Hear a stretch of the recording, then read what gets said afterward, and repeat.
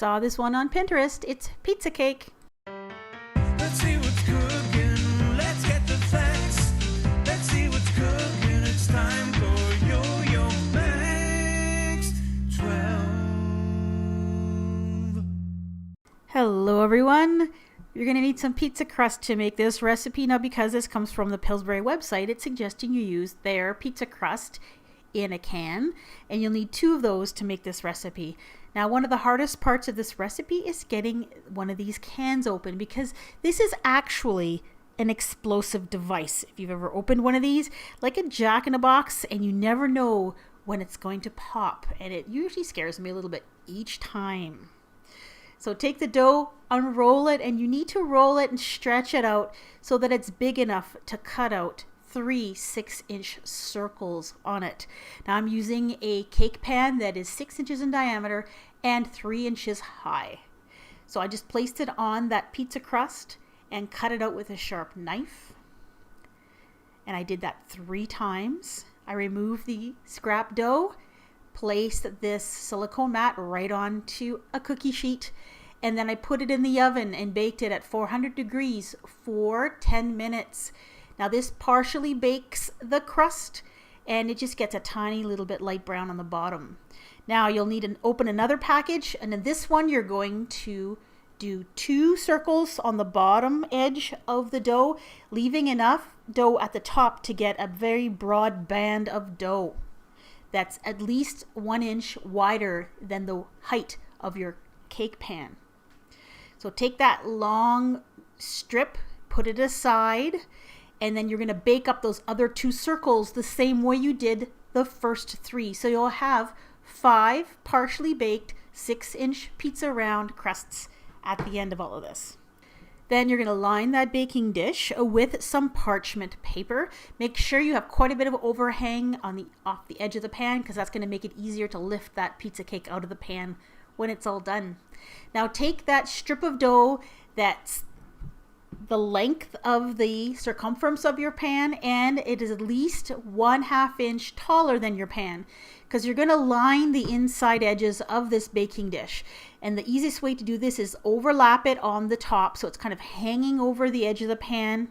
Seal up that seam where the 2 ends meet, and then just go down and push on the dough and stretch it so it reaches right to the bottom of the pan.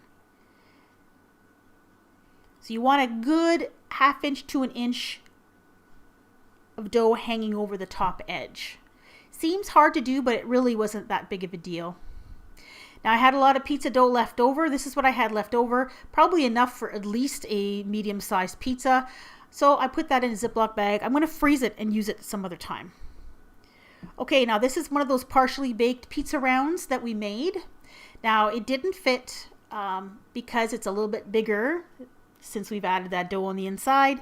So I took a knife and I just trimmed a little bit off the edge so that it would fit. And trimming it did the trick. I just took off a little tiny bit of it, and it fit just nicely into the bottom of that baking dish. Now you're going to do this 4 times.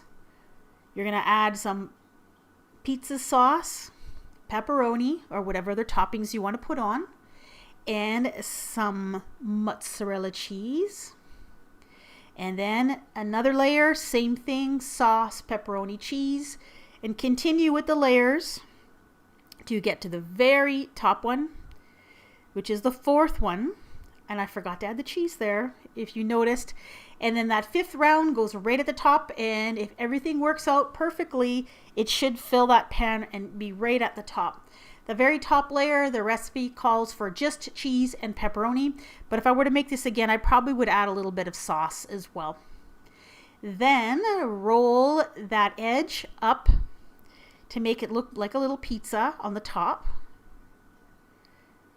And once that's done, put this in the oven and bake it at 400 degrees Fahrenheit for 25 to 30 minutes.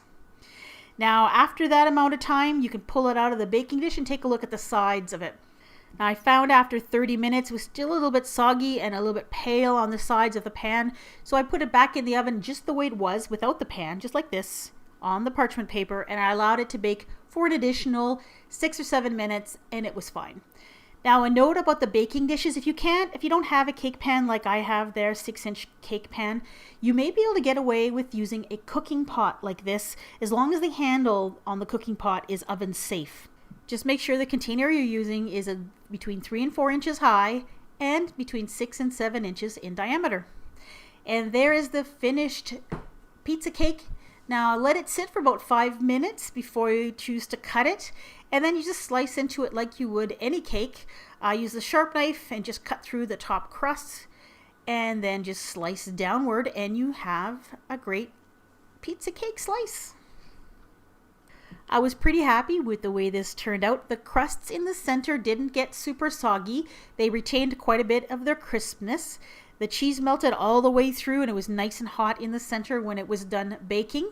And this makes a really great little novelty treat to make for a birthday party or something like that. It's quite impressive to see it sliced into. Now, because of the thickness of this, I would keep the slices small. You probably could serve maybe 6 or 7 people with one of these. And it's a bit difficult to eat, but then again, that's part of the fun. Thanks for watching.